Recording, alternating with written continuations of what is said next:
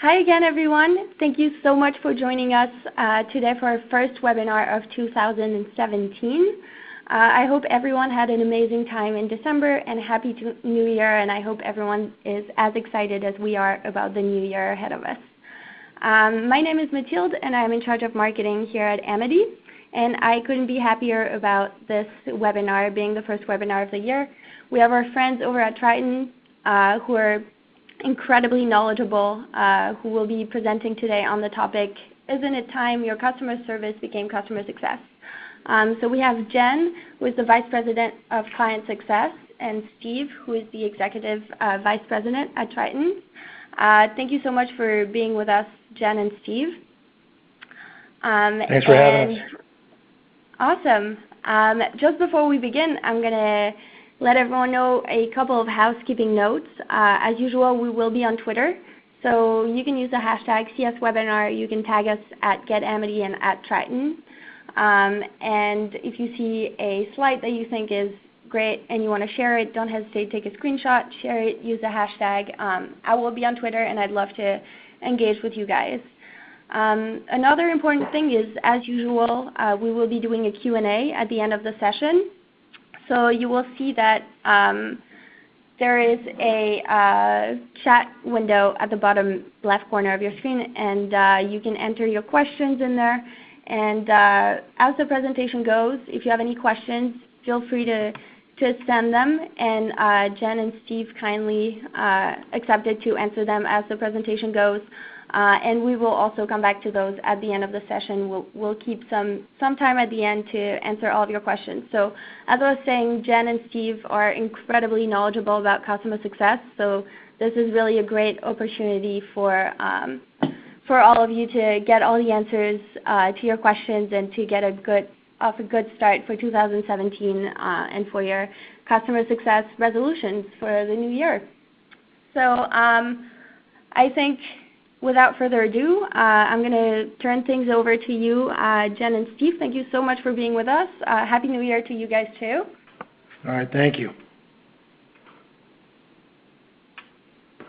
Well, welcome, everybody. My name is Steve Lichtenfels. I'm Executive Vice President at Triton's down here in Bethesda, Maryland, just outside of beautiful Washington, D.C., and I'm joined this afternoon by Jen McLean-Rogan, our Vice President of Client Success. Good afternoon, everyone. As Steve mentioned, I'm the VP of Client Success. I've been in this IT user adoption and customer success industry for almost 20 years now. Just a little bit about my background is in business management and organizational development, which has served me very well in helping our clients facilitate change, incorporate new technology into their daily routines, and more importantly, gain value from it. Indeed. And here at Triton's Consulting, we're the experts in customer success and software adoption. We established the company back here in 2006. And our practice enables clients to drive profitable customer success and accelerated software adoption, obviously the two things that are most key to customer success. We're the glue that binds together software vendors and buyers, and our specialty is delivering fast and effective consulting and training services to help our clients meet their needs and satisfy their budgets. We're going to get moving through here on our slideshow. The chat window is open, so if you've got, let me move back here a little, we're a little trigger happy. If you've got any questions, pop them in the chat window, and we'll try to take them during the broadcast here as we go through where they're germane, or we'll catch up with everybody here at the end.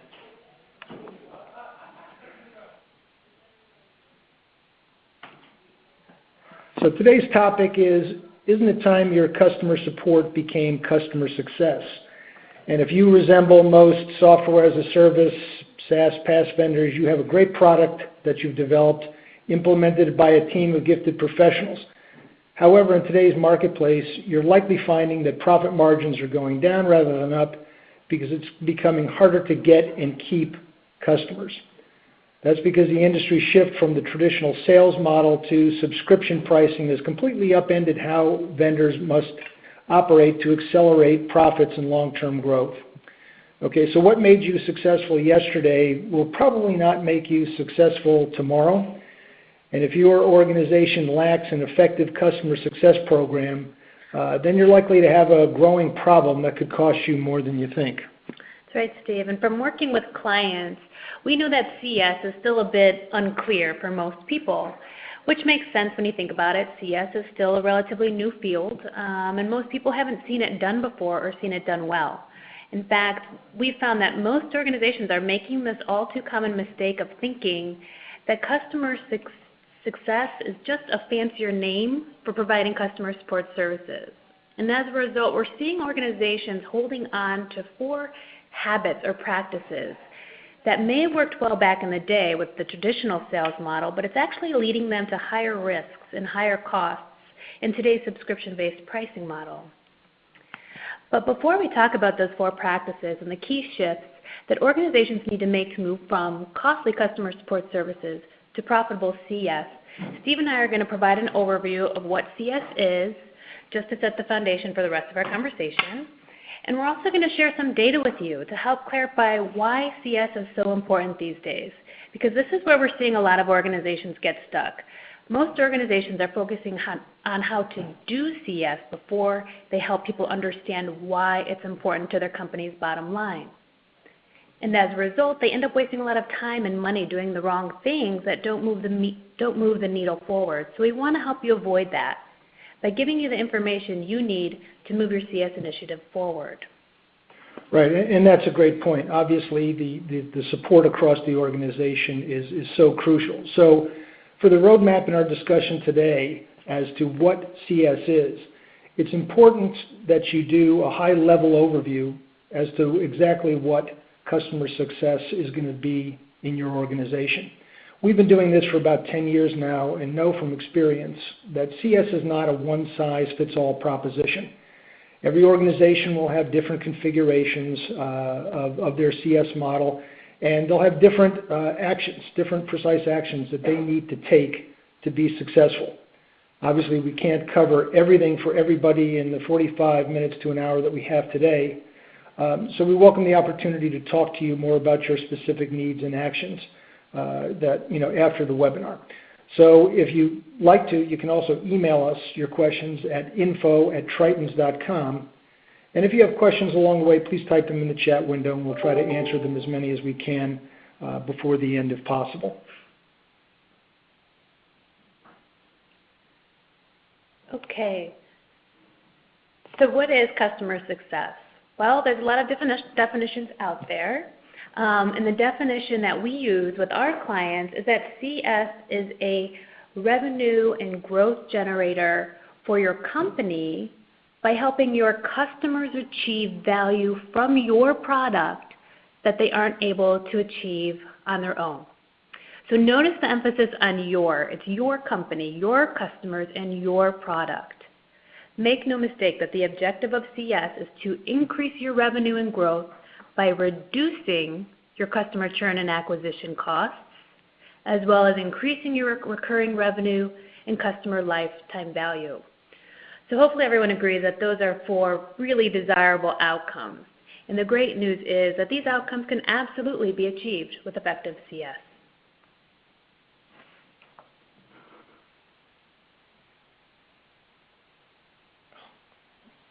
So in case those 4 outcomes weren't desirable enough, just look at these staggering statistics. So basically what all of this is saying is customer churn will kill your return. Every customer that cancels a subscription or even reduces the number of licenses under contract has a dramatic impact on your company's bottom line. Even a slight reduction in churn can have a significant impact on your organization's profits and valuation. If you're not experiencing customer churn today, then consider yourself lucky, but don't get too comfortable. Competition in the SaaS world is heating up at a rapid pace, and you will likely encounter a very competitive landscape as you go after more market share because of 2 primary things. It's easier to develop software functionality quickly and for other vendors to clone your functionality with a few tweaks here and there than it was 10 years ago. It's also easier than ever for customers to try your product or leave you for a better product, for one that brings them value faster, easier, and cheaper. The combination of these 2 things is creating the industry shift we're seeing today in which organizations are recognizing a pressing need to change their approach to getting and keeping their customers happy and rapidly developing customer success programs to decrease churn and increase recurring revenue, growth, profitability, and market share. Jen? And that's exactly right, Steve. What we see happening is organizations are getting overwhelmed, trying to juggle everything, and they're not sure where to start or what to do first. So based on our experience working with clients, we've come up with 4 universal shifts that software vendors need to make today to be successful with CS. Okay, so the top 4 shifts your organization needs to make now to move from customer support to customer success are: move from technical outcomes to business outcomes, move from an initial sales strategy to a retention and expansion strategy, move from a reactive model to a proactive model, and move from a one-department function to an all-departments function. So we're going to talk about each of these shifts, but let's take a closer look at the first one. So the first shift is moving from technical outcomes to business outcomes. This is a big one, and it's not easy for most vendors. Definitely not. Yeah. If your definition of success is getting a customer system live, on time, and within budget, then you're really operating as customer support.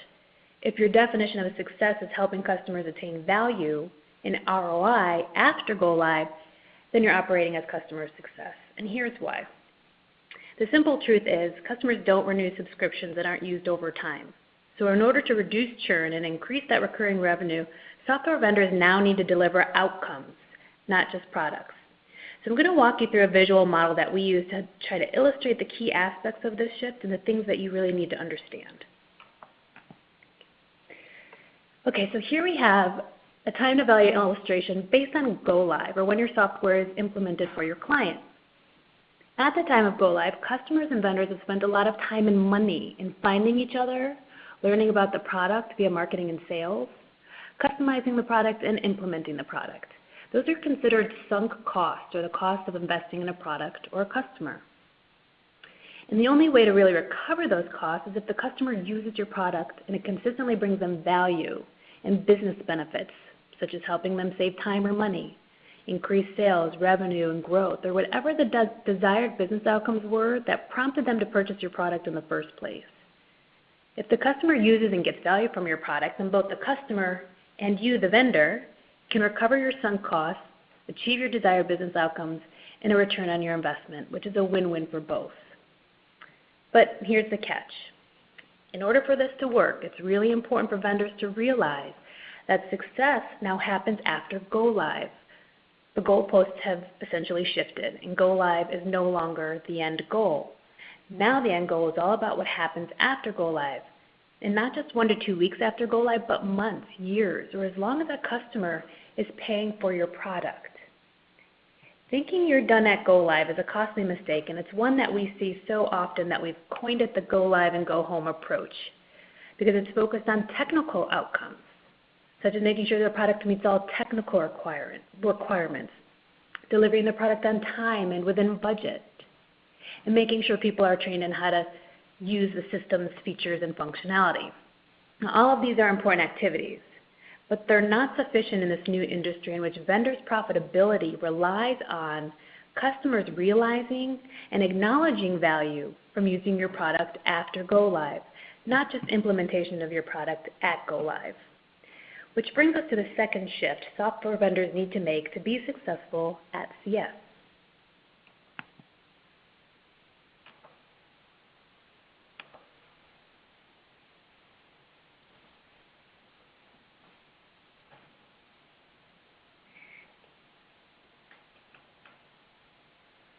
All right, sorry for the delay there, a little technical glitch on our end. The second shift here is a move from the initial sales strategy to a retention and expansion strategy. So if your organization's revenue growth and strategy is focused on getting the initial sale, then you're probably still living in a customer support ecosystem. If your organization's revenue and growth strategy is focused on account retention, expansion, then you're moving in the customer success direction. 80% of your customers' revenue will come from 20% of your existing customers. I'm sure everybody's heard the 80-20 rule before.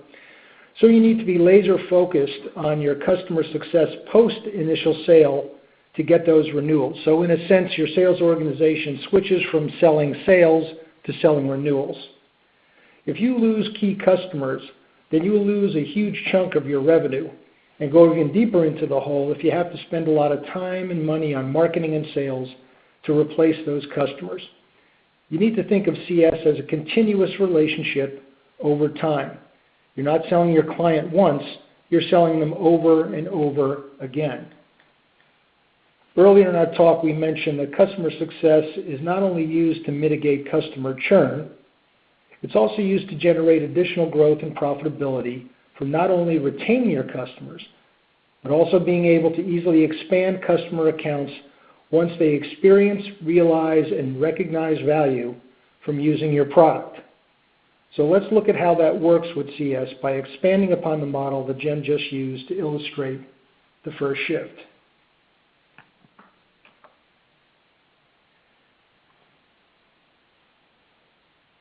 Here we have an example of the typical change in the software world as we move from a delivered packaged software world to a SaaS delivered world without CS to a SaaS delivered world with CS. If we look down in the revenue streams category, we can see that the old software model, where you would go in initially, create a huge sale, deliver the software to the customer, have them install it on their premises or in their in-house data center, and then collect a residual each year of maintenance across the lifetime value of that customer. And if we look, using this just as an example, that old model looks like $2 million at the end of 10 years in that old configuration of the large upfront payment and then smaller yearly payments thereafter. Move that then to present day with customer success, and we see that initial payment by the customer goes down substantially, but the payment keeps up over time. What we're looking at here in the present model is what happens without CS. So what's the big difference if I don't have it? Well, generally, since you're not going to be continuously engaged with the customer, by the time the customer is moving out a few years, they may be experiencing pain or dissatisfaction with the software that your organization doesn't have visibility to. What happens then is they start to shrink the number of licenses they're willing to continue to pay for. Now, this may change depending on how the customer's contract is set up, whether they pay monthly or bi-yearly or annually. The point here is that without the visibility and interaction that customer success provides, the likelihood is that that lifetime value of the customer is going to move down, not up. So what we're seeing here from the past model of delivered software and heavy upfront payments to the SaaS model is there is a risk that's been transferred from the customer to the SaaS vendor. That risk can result in a substantially lower lifetime value of the customer. So we drop down to the future state line, and we see that this is where customer success really proves its value. So if you're a SaaS vendor today with an effective customer success organization where you're continuously engaged with your customer, it's an evolving, evolutionary relationship, you have the ability to maintain as well as expand that customer relationship. So over a lifetime value of the customer world, you're looking at something that has the potential to look like 2 times the old model. And in this particular situation, you can see from this example that customer churn has a dramatic impact on the vendor's bottom line now that large upfront payments no longer exist and recurring revenues and account expansion is where the money is. If vendors can shift their focus to customer success and retain and expand upon recurring revenue, they can significantly reduce churn and account contraction, decrease the cost and negative cash flow associated with acquiring new customers, and increase carryover revenue, account expansion via cross-sell and upsell for even more licenses, modules, and functionalities. The customer then becomes a champion and the key promoter of your product within the marketplace. And that will drive new sales, market goodwill, as well as second-order word-of-mouth type revenue, where so much of the technology sales market is. Current figures state that something like 50% of technology sales come via a personal referral.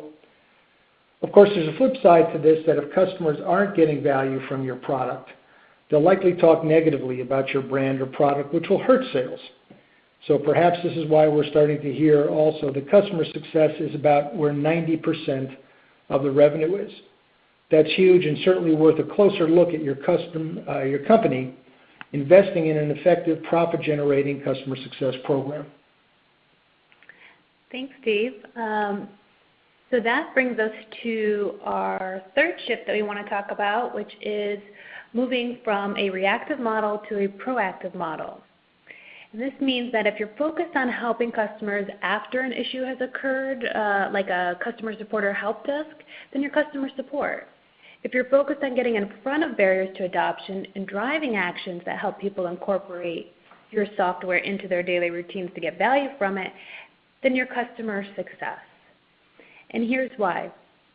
It's critical for vendors to help drive adoption of their products by delivering services that their customers either can't or won't do for themselves to be successful with your product in their environment. Very important. Very important. And by adoption, and I'm not sure if everyone has sort of the same understanding of what that means, when we use the term adoption, we mean incorporating the system effectively into their daily work practices and getting value from it. Because research indicates that 50% of software functionality paid for and licensed by organizations is not actually used. So no matter how good your sales team is at selling 1,000 licenses, if you don't proactively help that customer adopt your software and use those licenses in a short period of time, then what you'll likely encounter is a lot of heartburn with that customer and a lot of time and money wasted in reactive firefighting mode. You'll probably get buried in support and enhancement requests, and you'll still run the risk of losing that customer or a number of licenses at renewal time. Does that sound familiar to anybody out there? Yeah. So think of CS this way. The companies that have been the most successful with CS realize that no adoption equals no value equals no renewal. Okay, so we're going to have Steve walk us through a typical reactive model that we see a lot of organizations making that just doesn't work very well anymore, and then I'll take you through a proactive model that does work for comparison purposes.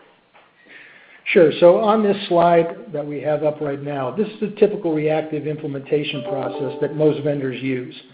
And it typically has a large focus on go live and reacting to technical support requests after go live, not actual user value. So most vendors are largely focused on marketing, getting the initial sale, getting the system set up, and getting to go live, as we mentioned before. They may also provide some system training and help desk support if there's an issue, and there might even be a documented escalation process to further ingrain the organization's reactive model, in which the customers are given a dedicated point of contact to call when they're upset and not getting value from the system. Okay, why might this be a problem? Well, these activities tend to be very siloed, and they focus on getting a particular assignment done, open the ticket, close the ticket. These activities, whether it's your help desk or someone else, regardless of who helps the person, this is not creating value. This does not solve what the customer is looking for. And as vendors, we've talked to those folks who have CS departments and are largely focused on doing quarterly business reviews, account management, roadmap discussions to increase their customers' knowledge of the value they're not getting. And again, why might this be a problem? Well, letting your customer know that they're not getting any value from your product and not doing anything about it is probably the worst thing you can do for a client relationship. Think of it. Most companies are not experts in software user adoption, and they'll not know what changes that they need to make to their organization to get value from your product. And again, let's focus back on what CS is. It's getting the customer to get value and acknowledge value from your product. So as a result, you'll need to help guide them and facilitate the changes that they need to make to be successful with your product. You can't leave it up in the air. It can't be, responding to them, when there's a problem only. It has to be continuous. All right? And that's what effective and profitable CS is. It's going beyond just creating awareness and delivering actionable services so your customers can realize and see the value that they're getting from your product all right, rather than the potential value that they're not getting. So how do you do that? So you do that by having your CS team building relationships with your customers and engaged in proactive two-way communications, not one-way pushing information out, but actual two-way communications with your customers early, very early in the process, well before go live, so that your CS team can be effective at and focused on 4 key proactive CS services, which are, 1, helping your customers clearly define their business needs and their definition of success, not yours, but their definition, so you know if you can hit it with your product. In other words, what criteria will your customers be using to evaluate whether or not they will keep your product at renewal time? That's really important information for you to know, and the earlier you can get that in the process, the better. Another service is identifying and evaluating potential barriers to software adoption in your customer's organization. Here's something to keep in mind. Most adoption issues are not related to system features and functionality. And these are not issues that can be solved through system training at Go Live. Most of these issues are related to organizational issues or operational issues such as policies and processes that prevent or discourage system use. So the next thing that the CS team also needs to focus on is determining and delivering the CS services that your customers need to overcome those adoption barriers. Using that example about policies and processes, you may need to help them evaluate and revise those policies and processes to ensure that they achieve the desired business outcomes that will yield renewals and expansions for your company. So this is a little different than how most customer support operations function. You're going beyond just addressing issues after the fact. You're being proactive about going in, working with your customers to find out where in their organization do they have issues that may prevent or discourage use of the system. And they're probably not issues that they're doing on purpose. It's things they're not even realizing. And so you need to have those consulting skills to be able to go in there and evaluate their environment and help them overcome those issues. And lastly, you need to be increasing your customers' knowledge of the value that they're getting from your product. And you do that through metrics, reporting, and reviews. But it doesn't stop there. Your CS team needs to work alongside and work closely with your marketing department, your sales department, your product development teams, and your existing customer support team.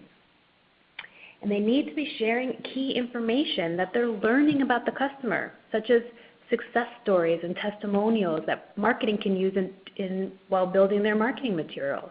The CS team should be sharing that key renewal criteria with their sales department so they can be on point in getting those renewals with those customers. Also, any customer enhancement requests that the CS team gets from the customers, they need to be sharing that information with product development so product development can really understand why are those enhancements needed. What is it that the customer is trying to achieve with that enhancement? So that effective feedback loop between these teams becomes a competitive differentiator that makes selling your product and getting renewals a whole lot easier, because your customer will know that you are 100% committed to their success even before they start using your product, which is really key. And it brings us to our last key shift, which is you need to move CS from being the function of one department to the function of many departments. If CS is the focus and sole function of one department, then you're really operating like customer support. If CS is the focus and central function of all departments, then you're customer success. Here's why. To be effective at CS, it needs to be a customer-centric orientation at every level of your organization, in every department of your organization, where value is driven through every interaction with your customer along their journey with you, from pre-sale to renewal year after year after year. So what we're talking about here is a new kind of customer engagement, because your customers purchase your product based on hope, but they renew your product based on experience. So it's not just the CS team. that needs to be focused on customer outcomes and recurring revenue. It should be everyone in your organization. Because recurring revenue not only depends on your customers having a great experience with your product, it depends on your customers having a great experience with your people.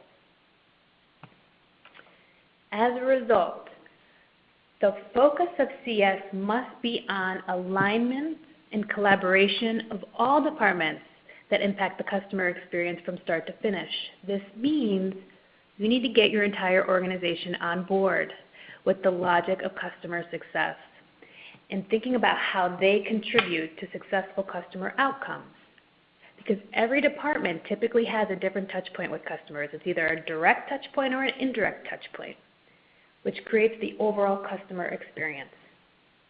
For example, your executives need to be on board with the value of customer success in order to allocate resources appropriately. Marketing, sales, product development, operations, etc., all need to be thinking about how they contribute to value realization and keeping customers 10+ years. And of course, your CS team needs to lead this charge and serve as that missing link or the hub that facilitates customer-focused collaboration, communication, and coordinated action among all departments across the enterprise. When you start to do this in the beginning, it will be very easy to step on each other's toes and things will fall through the cracks. So it's really important that that CS team is empowered and has the accountability to keep everyone together and focused on customer outcomes and recurring revenue. And here's the hard part. This will likely require new roles, responsibilities, processes, incentives, tools, and skills across your organization. This is not easy to do, and it doesn't happen overnight. You need to think of it like an organizational change. It's a change in how people spend their time, what they do, what they don't do, how they approach their relationships, and how they keep those relationships going. It's doing things differently than you've always done, even the things that made you successful in the past. Yeah, so part of the message here is to think of CS as a journey. We mentioned earlier that it's an evolution.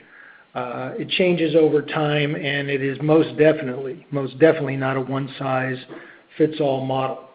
So you'll need to evolve and figure it out as you go, because CS is not something that once you establish it today, 5 years from now can be the same thing. Your market will change, your customer will change, your people will change. So keep in mind it's meant to be a journey, and it's best to think of it that way. Your customers have needs that will vary by industry size and the product that they purchase from you. And your customer will also change in terms of what the competitive landscape might look like today for that customer may change dramatically because of some new next thing that happens to drop into the marketplace. And you'll need to optimize and improve your CS strategy to react to that with new tools and services over time, because CS is no longer a nice-to-have service for your customer. It's really now an entry fee if you're going to be a player in the SaaS marketplace. So there are some key questions to think about as you move forward with your CS initiative. Have you ensured that your organization understands what CS is and why it's so important? Do they understand the industry shift and the impact on your bottom line and the growth that it's going to drive and how it impacts everyone across your organization? To Jen's point earlier, this is a company-wide initiative. It's not siloed with CS. It's not siloed with sales. It's certainly not siloed with IT. Next point, you want to look at how have you developed a profitable CS service that can accelerate customer value realization, which should include at a minimum defining your strategy and developing a tiered service offering and launching a pilot program so you can prove that you're actually doing the things that you think you're doing. Third, have you allocated the time and resources to build your customer success program and develop or acquire the capacity needed to do that at scale? We've talked with a lot of companies, and it's interesting. We'll talk to a company that's planning on doubling in size over the next 2 years. they really do need to think long and hard about how that's going to impact their ability to maintain an effective customer success platform with their customer. Because when they're twice as big as they are right now, they're going to need to be doing things a little bit differently. And it's important to keep that in mind in a scale-based forecast. It's also important to keep in mind that CS requires lead time, effort, and oversight to collaborate with all these internal departments, to develop the processes and tools and methods for delivering effective CS services, for ensuring that your CS staff has the skills and the ability needed to deliver professional CS services well, and to ensure your CS program and teams meet current and future needs, just as Steve described. Yeah, these are all things that we like to help our CS clients do, because as a trusted advisor, a CS expert and partner like Triton's can help lead the way to do things faster, easier, and create better results. Basically, we fast-track our clients through what can be a very complicated CS development process if you don't have the resources or the capacity or the CS experience and expertise in-house.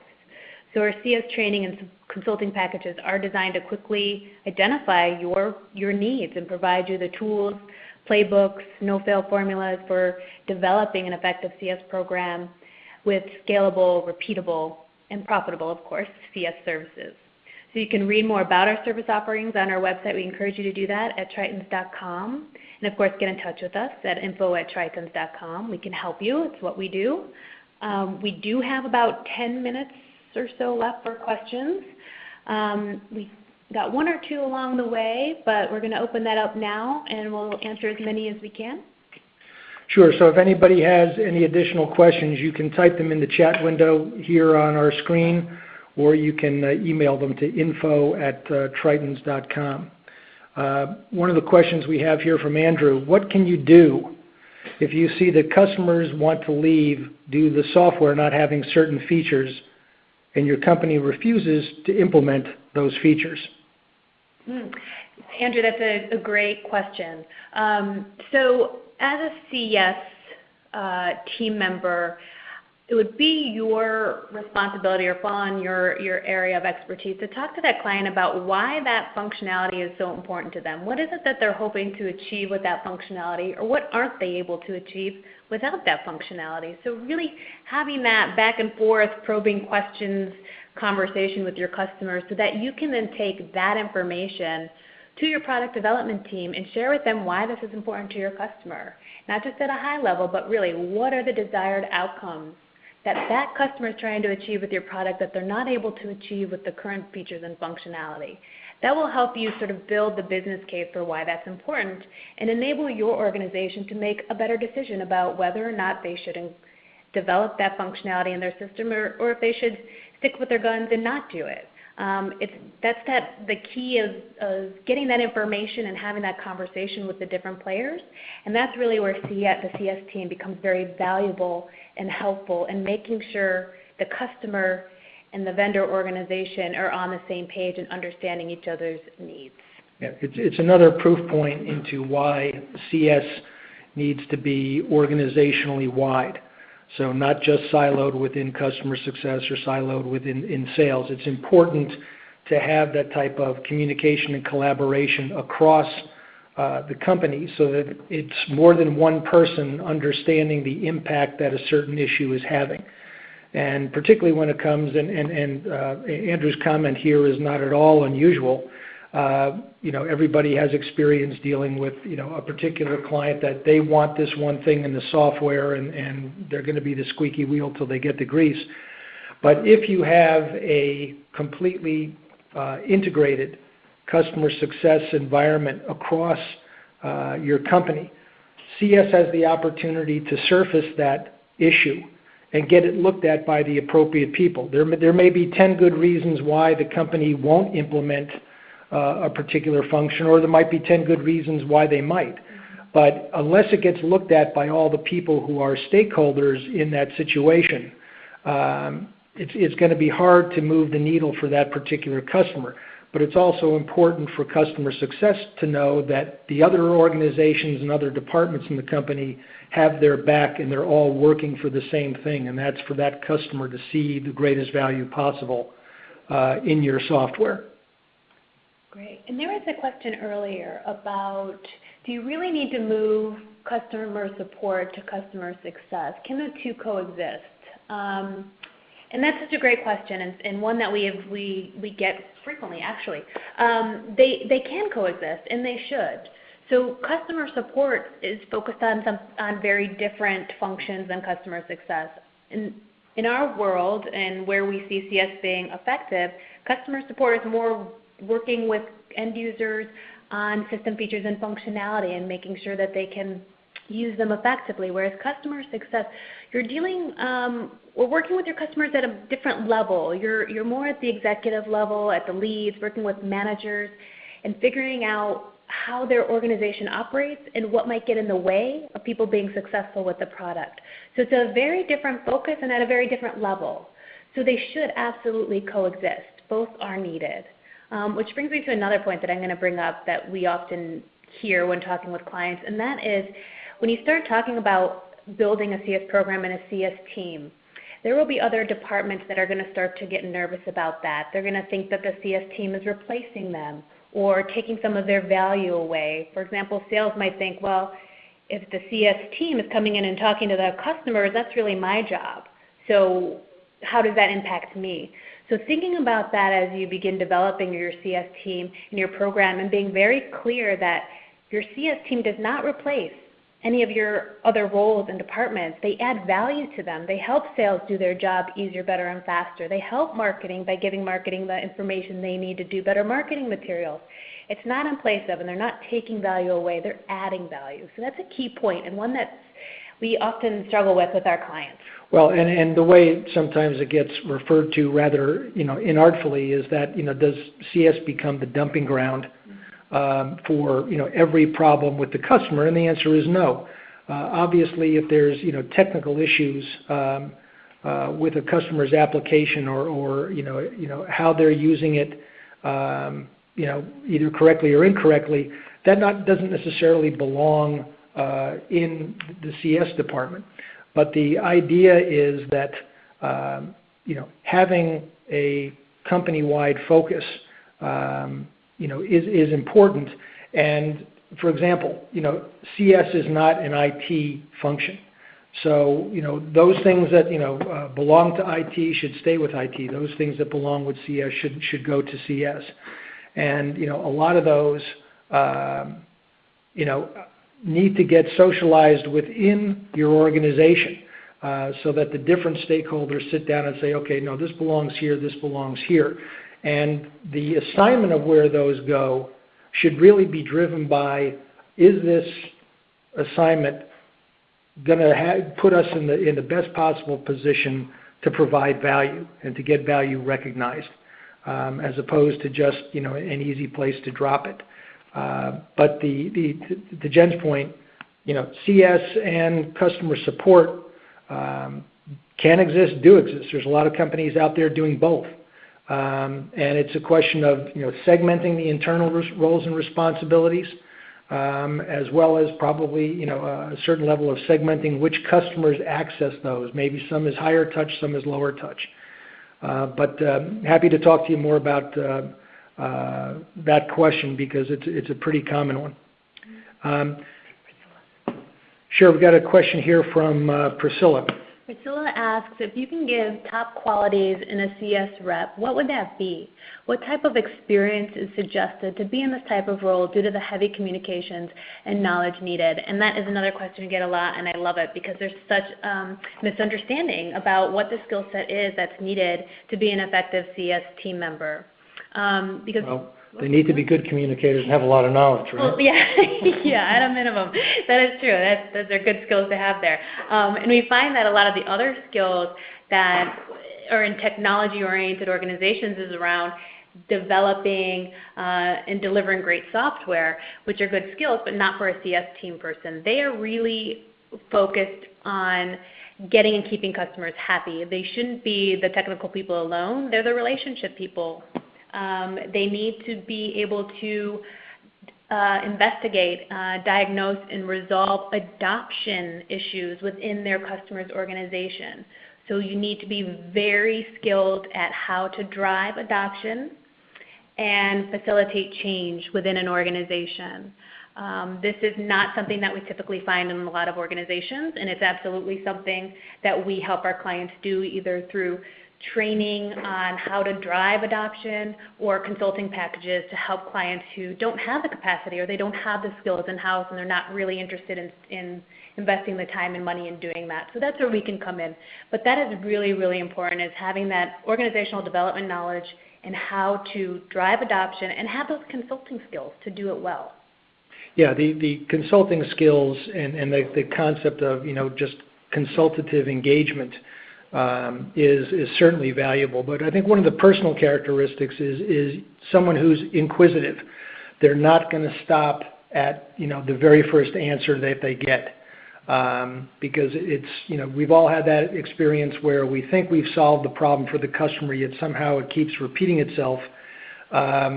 And what it's saying to us is, okay, we need to go deeper. We need to expand our field of vision here and look at different things to say, okay, what keeps this thing coming back? So from a qualities in a CS rep, I think the inquisitive piece is important because, many times, especially if you're remote, knowing that there's more than one question to ask is going to be important to getting, to the heart of that matter. And, happy to take a phone call on this offline and talk about it some more. I've got a question here from Manish. Who should be in charge of renewals and upsells in an account, a CSM or do we bring in another person? Well, that's the, one of the holy grail questions that's out there because every organization, looks at this differently. I think we have our own particular insights, on that as a consulting firm, but it really does come down to the organization in terms of, what is the best process for a particular organization to follow. A lot of organizations, have a system where once the sales team sells an account, they drop the contract into finance, and then they're off to their next deal, and never did they come back again. Others are more involved over the life of the customer, and assigning a change. And we just had a conversation come up with this last week with a client here in D.C. where they're looking at, okay, do we give CS the opportunity to do upsells and renewals, or do we leave that with the salesperson, and what effect does it have given our growth plans? So, ideally, over time in a SaaS environment, the CSMs should be able to handle renewals and upsells. But that's by no means anybody's hard and fast rule yet. And again, conversely, in some organizations where the level of complexity in the sale, may or may not point to CSM being the actual individuals who do that, there can be a middle ground. Manish, I think, as you have there on the end of your question, do we bring in another person? There could be somebody who's a hybrid of CS and sales that would be responsible for that function. So there's a couple of different ways to address that issue. And fortunately or unfortunately, every company is still different. And really, at the end of the day, it should reside with who can do it best. Yeah, okay, so here's another question. What are the key metrics that typical CS is measured on? We're still working at our organization to figure this out. And there's a similar question right next to it around the same thing. So what should I measure my CSM on? Is it NPS, ARR retained, adoption, customer health? What's the best practice here? So those are two similar questions that I think we can answer in one. And those are really good questions. So what we recommend is that for measuring the effectiveness and success of your CS team, remember it should be all about focused on recurring revenue. The whole point of CS is to be a profit center. It is to increase your growth and your revenue. So that's how you want to measure the effectiveness of your CS program for your CS team? Are you getting more renewals year after year after year? Are you reducing customer churn? Have you reduced the cost for new customers? So all of that, those metrics start to show the larger picture of, are you doing the right things? Is your CS program moving the needle? Did you want to say anything to that? Yeah, again, it's a, for lack of a better term, there's a dashboard of metrics that I think, a CS organization is going to look like. And, obviously at the top line of that is, what does my renewal retention customer sat look like? And what, factors do I have in place to effectively and accurately measure that? And if I do, kind of know what those things are, do my CSMs have the tools and the training to know what to do with that data?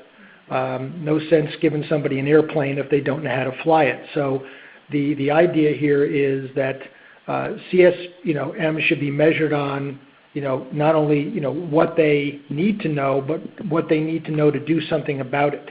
And in looking kind of broadly across the organization, ARR, retained adoption levels, customer health, what's the QBR say? I think you need to, look at that. As we've said, CS is not a one-size-fits-all model. If you look at your individual company, and let's say you're a SaaS vendor who's, baked on monthly recurring revenue, and your client is, you're invoicing and seeing the client pay monthly. Obviously, that's a very short-term, highly dynamic environment. And, customer health, I think, is going to be a critical gauge, in that. So what are the metrics you have around customer health? Because if they have the opportunity to stop paying on any given month or any given quarter, that doesn't give you a lot of lead time to fix things. So, the long answer to the short question is there's a variety of factors that you should look at, I think, to give everybody the fairest view, but also the knowledge that they have the actionable intelligence to know what to do when certain data comes their way so that they can affect the change. And again, happy to take a phone call on this and talk about it offline. We've got another question here from Dave, and we'll try to get wrapped up here. Knowing that CS is a company-wide initiative, what in our experience, where have you seen a CS team work more effectively in an organization? Meaning, does it reside in the sales department, marketing department, support department? And where does it get off the ground with more success? Another holy grail question. Yeah, great question. And, I think that sort of depends on the organization, but I think the key thing here is that the CS team is that hub that coordinates all of those departments being focused on customer outcomes and recurring revenue. Most of the time we see it in an operations department. But again, the point is not to silo the CS team. They are to work alongside all of the departments, so it can be a company-wide initiative.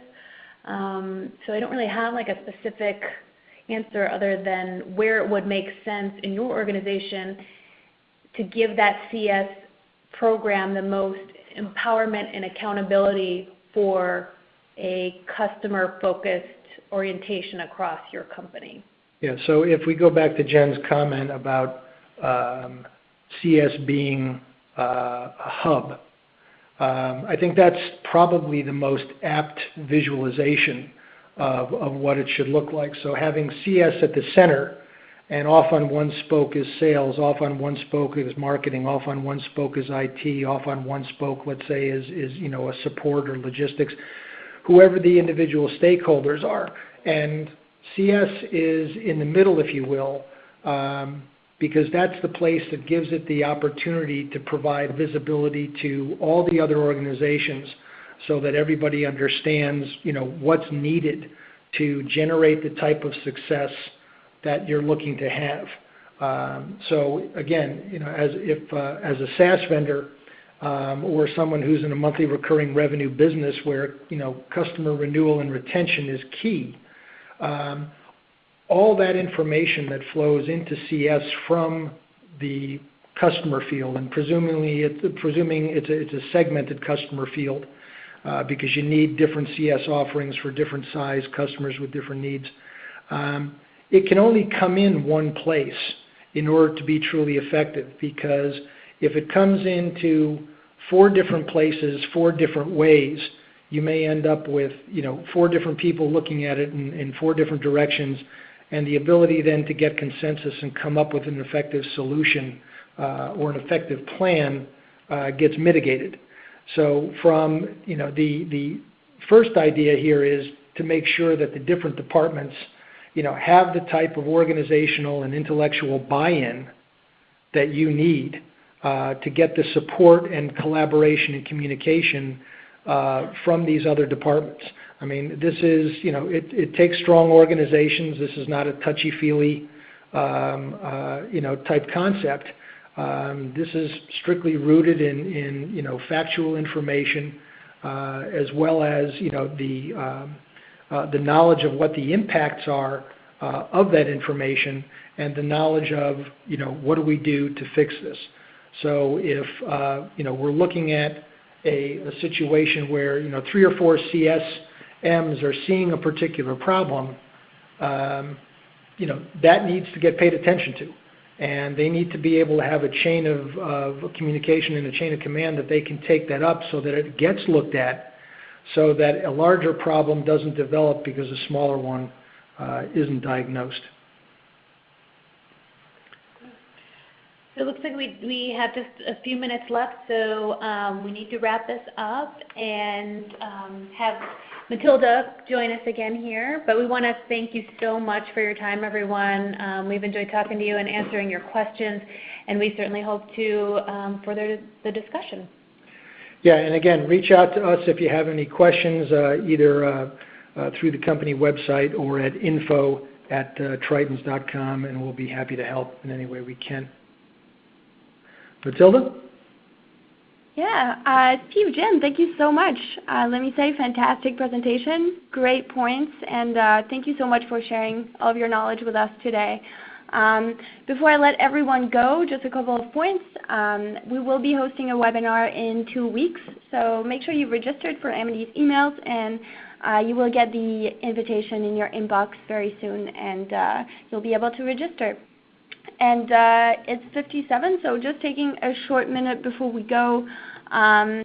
Amity does a lot of webinars. We also have a blog which you can follow, but we're also a customer success management technology provider. So we have a platform that helps CSM reduce churn, manage customer life cycles, improve conversions, everything like that. And we do that by, for instance, helping you monitor health, engagement. You can collaborate with your team on playbooks. You can track any KPI that is relevant to you, and much, much more, like automating emails and things like that. So getamity.com/demo. You can go ahead and request a demo if you just want to take a tour and see what the platform looks like, see what we do, chat with an expert. We have public demos as well. So don't hesitate to go ahead, and in the next 24 hours, I'll be sending everyone the follow-up email with a link to the recording and the slides. So be ready for that in your inbox, and you can also respond to that email and let me know if you want to book a demo, and I'll put you in touch with whoever is the appropriate person. But thank you so much for being with us today for the first webinar of the year. And Jen and Steve, thank you so much again for that presentation. Thank you, everybody. Thank you, Amity, and thanks to everybody who joined us for your time. Thanks, everyone. Happy New Year. Happy New Year. Have a great day, everyone. Thank you. Bye.